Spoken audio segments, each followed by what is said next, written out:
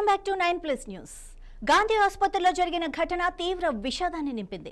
ఛాతీ సంబంధిత సమస్యతో చికిత్స పొందుతున్న బీఎస్సీ ఓటీటీ సెకండ్ ఇయర్ విద్యార్థిని పల్లవి గౌడ్ వైద్యం వికటించి మృతి చెందినట్లు కుటుంబ సభ్యులు ఆరోపించారు.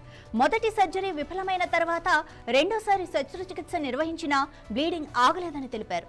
వైద్యుల నిర్లక్ష్యం వల్లే తమ కూతురు ప్రాణాలు కోల్పోయిందని ఆవేదన వ్యక్తం చేశారు. మరోవైపు పల్లవి మృతదేహాన్ని అప్పగించడం లేదని కుటుంబ సభ్యులు ఆరోపించారు. ఘటనపై చిలకలగూడ పోలీసులు కేసు నమోదు చేసి దర్యాప్తు ప్రారంభించారు.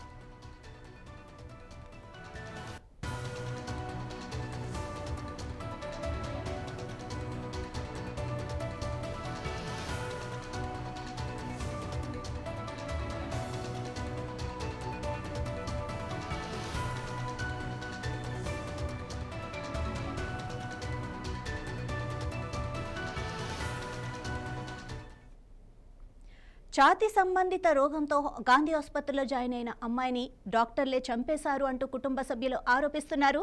ఇక ఈ విషయానికి సంబంధించిన మరింత సమాచారం మా ప్రతినిధి కీర్తి అయితే అందిస్తారు.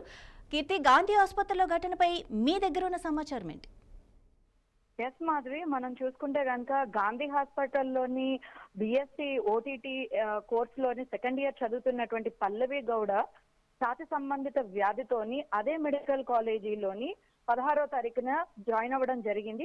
అయితే అమ్మాయికి 17వ తారీఖున మొదటిసారి సర్జరీ చేశారు. అయితే సర్జరీ చేసిన తర్వాత అయితే విపరీతమైన బ్లీడింగ్ అవ్వడంతో ఇంకా మళ్ళీ ప్రాబ్లం ఎక్కువ అవడంతో మళ్ళీ 20వ తారీఖున అమ్మాయికి రెండోసారి సర్జరీ అయితే నిర్వహించారు. అయితే సర్జరీ సమయంలో జరిగిన పొరపాటు ఏదో ఒకటి పొరపాటు వలన ఏమో మరి అమ్మాయి అయితే మరణించినట్లుగాని వైద్యులు వాళ్ళ తల్లిదండ్రులకు తెలియజేయడం జరిగింది.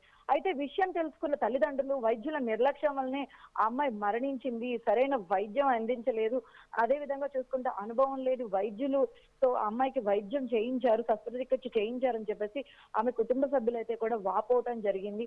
అదే విధంగా ఎప్పుడు అమ్మాయి 20వ తారీఖున చనిపోయగా ఈ రోజు 23వ తారీఖు వరకు కూడా అమ్మాయి మృతదేహాన్ని అయితే కూడా తల్లిదండ్రులకు అప్పగించిన విషయం కూడా మనకు తెలిసిందే. సో అయితే ఈ రోజు వాళ్ళు ఏదైతే ఆ అమ్మాయి మృతదేహం కోసం వాళ్ళ తల్లిదండ్రులు పోరాడి అదే విధంగా వైద్యులు ఎవరైతే శస్త్రచికిత్సను అందించారో ఆ వైద్యుల మీద కూడా మనకి చిలకడగూడ పోలీస్ స్టేషన్ లోనైతే ఫిర్యాదును నమోదు చేయడం జరిగింది. అయితే పోలీసుల చొరవతోని పోలీసుల సమక్షంలో ఈ రోజు ఆ అమ్మాయి మృతదేహానికి అయితే పోస్ట్ మార్టం నిర్వహించి వాళ్ళ తల్లిదండ్రులకు అప్పగించడం కూడా జరిగింది. అయితే ఆ తల్లిదండ్రులు ఆ అమ్మాయి మృతదేహాన్ని తీసుకుని వాళ్ళ స్వస్థలమైనటువంటి జియాగూడకి అయితే వెళ్ళిపోయారు.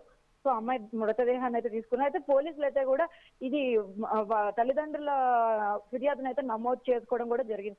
ఎందుకంటే తల్లిదండ్రులు చెప్తున్న పూర్తి వివరణ ప్రకారం ఏంటంటే అమ్మాయికి ఒకే నెలలో అంటే ఒకేసారి రెండు సార్లుగా అమ్మాయికి శస్త్రచికిత్స చేశారు. సరిగ్గా మొదటిసారి చేసినప్పుడే సరిగ్గా శస్త్రచికిత్స చేయకపోవటం వల్లనే అమ్మాయికి మళ్ళీ రెండోసారి చేయవలసి వచ్చింది. అధిక రక్తస్రావం వలన ఆ అమ్మాయి మరణించుండవచ్చు అని చెప్పి వాళ్ళ తల్లిదండ్రులు అయితే వాపోవడం కూడా జరుగుతుంది.